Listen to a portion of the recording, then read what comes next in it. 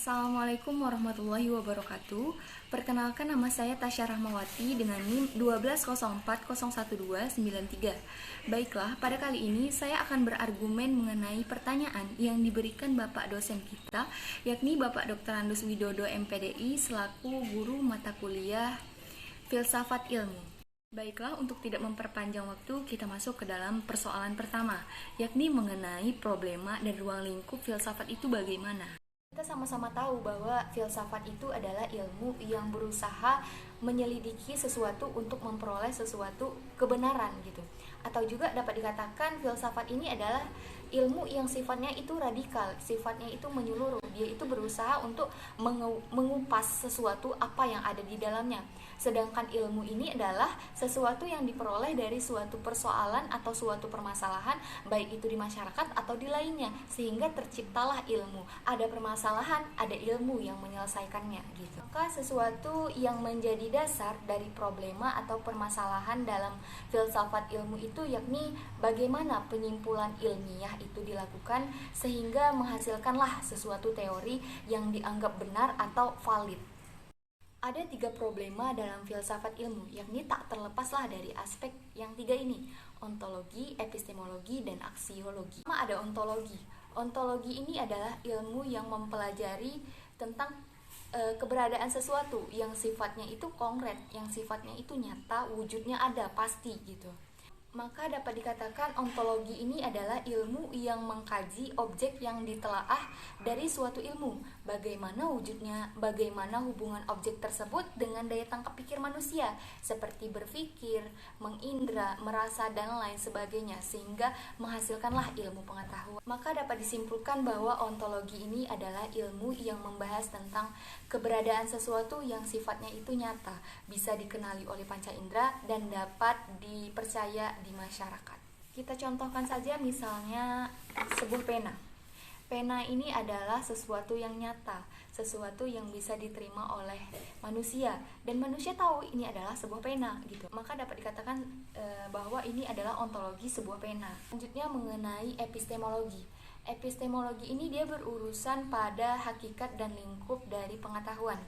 Jadi dapat dikatakan bahwa epistemologi ini dia mempelajari tentang intisari, dasar, proses, bagaimana prosedurnya, apa saja yang harus diperhatikan agar mendapatkan pengetahuan yang benar dari sebuah ilmu pengetahuan. Apa yang membuat dasar dari pena ini terbentuk, dipergunakan, bagaimana cara penggunaannya, dan apa hakikat dari sebuah ilmu tadi gitu.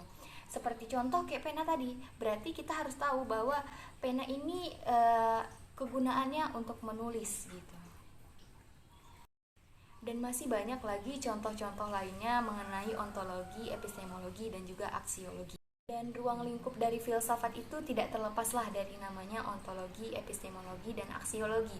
Ontologi sebagai objek yang nyatanya, epistemologi sebagai prosesnya, dan ontologi sebagai manfaat dari objeknya. Selanjutnya mengenai pertanyaan yang kedua. Nah, pertanyaan kedua ini dia bertanya bahwa bagaimana cara memperoleh sumber ilmu pengetahuan itu melalui indera, melalui akal atau intelektual, intuisi atau ilham, dan juga wahyu. Pertama, cara memperoleh ilmu itu melalui indera. Yang Allah tetapkan dalam memperoleh ilmu pengetahuan itu yakni sunatullah, hukum Allah yang memang udah berlaku di muka bumi ini. Ini berlaku untuk semuanya. Ada ayat pertama yang diturunkan oleh Allah, yaitu Iqra, kata Allah kan, bacalah gitu. Maka dengan membaca kita akan mendapatkan ilmu pengetahuan. Membaca membutuhkan mata, membutuhkan alat indera manusia. Maka kita bisa mendapatkan ilmu pengetahuan itu dengan cara membaca gitu. Jadi menurut saya bagaimana kita memperoleh ilmu pengetahuan itu melalui indera, yaitu dengan cara membaca. Membaca membutuhkan mata, menggunakan alat indera manusia. Selanjutnya mengenai cara memperoleh ilmu itu melalui akal pikiran atau intelektual. Kita tahu bahwa manusia ini udah dinyatakan sebagai makhluk yang berakal. Salah satu fungsi akal itu yaitu memahami objek-objek yang nyata. Cara memperoleh ilmu pengetahuan dengan akal ini bisa kita lakukan dengan cara melakukan aktivitas-aktivitas yang memang sudah kita lakukan setiap harinya. Setiap kita melakukan aktivitas, maka ada ilmu pengetahuan yang terlibat di dalamnya gitu. Menurut saya bagaimana kita memperoleh ilmu pengetahuan itu melalui akal, yaitu dengan cara kita melaksanakan aktivitas-aktivitas kita yang memang sudah kita lakukan setiap harinya. Maka ketika kita melakukan aktivitas itu ada akal yang terlibat dan ada juga ilmu pengetahuan yang didapatkan. Selanjutnya, cara memperoleh ilmu pengetahuan itu melalui ilham. Kita tahu bahwa ilham ini adalah pengetahuan dari Allah yang masuk ke dalam hati seseorang. Bagaimana cara mendapatkan ilmu pengetahuan melalui ilham tersebut? Yakni dengan cara kita meningkatkan takwa kita kepada Allah. Kata Allah, wa aqimus sholat, dirikanlah sholat gitu. Maka akan aku permudah kamu dalam mencari ilmu pengetahuan. Selanjutnya, cara memperoleh ilmu pengetahuan itu melalui wahyu. Wahyu ini adalah sesuatu petunjuk yang diberikan kepada Rasulullah melalui perantara malaikat Jibril. Jadi wahyu ini hanya didapatkan oleh para nabi, para rasul gitu. Kalau kita memperoleh ilmu pengetahuan dari wahyu ini yaitu dengan cara mengikuti segala petunjuk yang udah diberikan oleh Allah, dari Allah kepada Rasulnya. Maka dapat disimpulkan cara kita memperoleh ilmu pengetahuan dari wahyu itu yaitu dengan menaati segala petunjuk yang memang sudah berlaku, yang memang sudah Allah berikan kepada Rasulnya, dan itu tersampaikan kepada kita. Masuk ke dalam pertanyaan yang ketiga.